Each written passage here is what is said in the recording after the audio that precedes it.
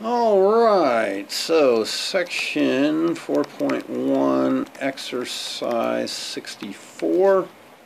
Here we're told that we have a particle for which the acceleration is given by cosine of t at any time t, and it starts at rest.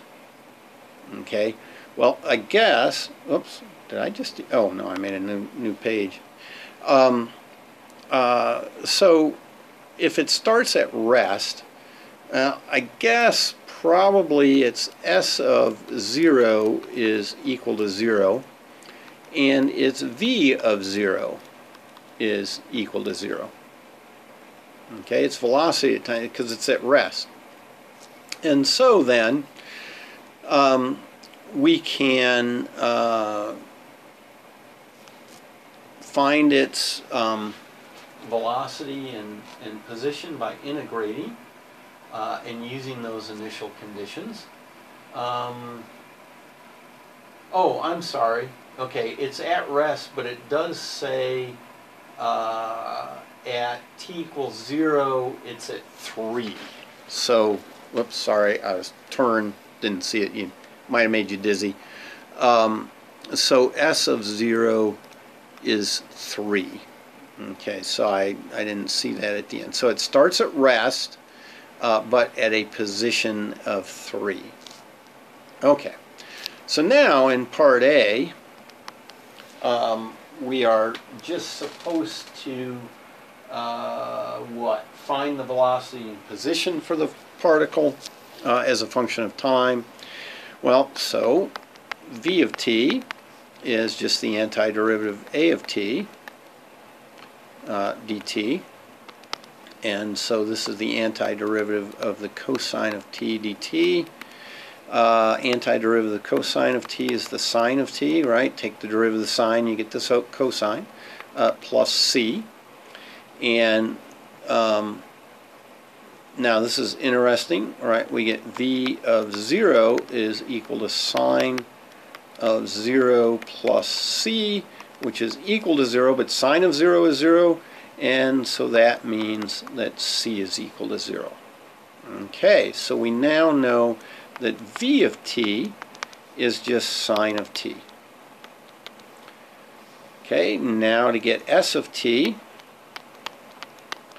we need the antiderivative of v of t, dt.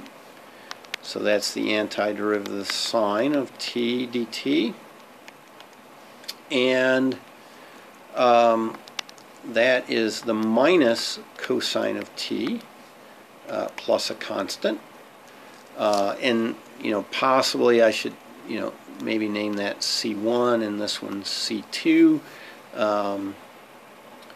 And then we're told s of 0 is equal to minus cosine of 0 plus C2, but it's 3. Well, cosine of 0 is 1, so this is a negative 1 plus C2 is equal to 3, so C2 is equal to 4. And so that means s of t is equal to, you could either write it as minus cosine of t plus 4, or if you wish, you could write it as 4 minus cosine of t, whichever floats your boat.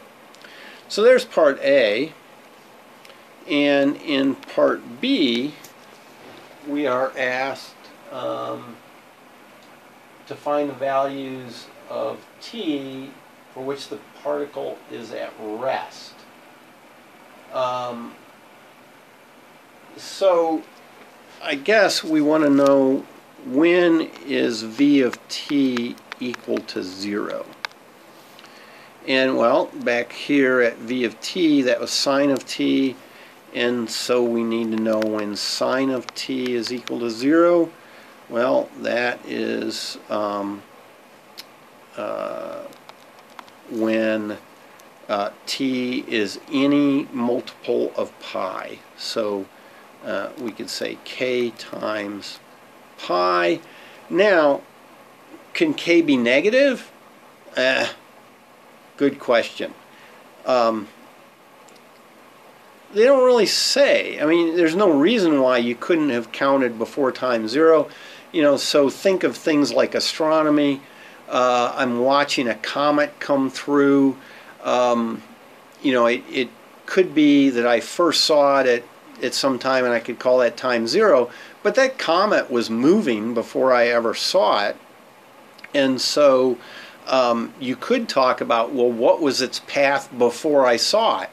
Well, that would be at negative time.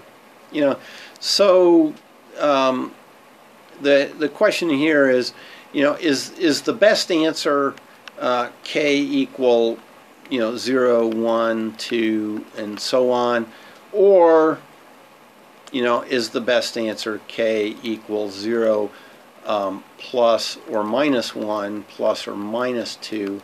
I don't know without more context. You know, they mention a particle. It's at rest, but at position 3. Well, how did it get to position 3, right? I mean, if they're calling it that, you know, maybe it was at position 0 at some point. You know, I don't know. So whether or not you can talk about negative time is really a contextual thing, and so either of these answers is perfectly fine to me because I don't have enough information to know more. Okay, so that's 64.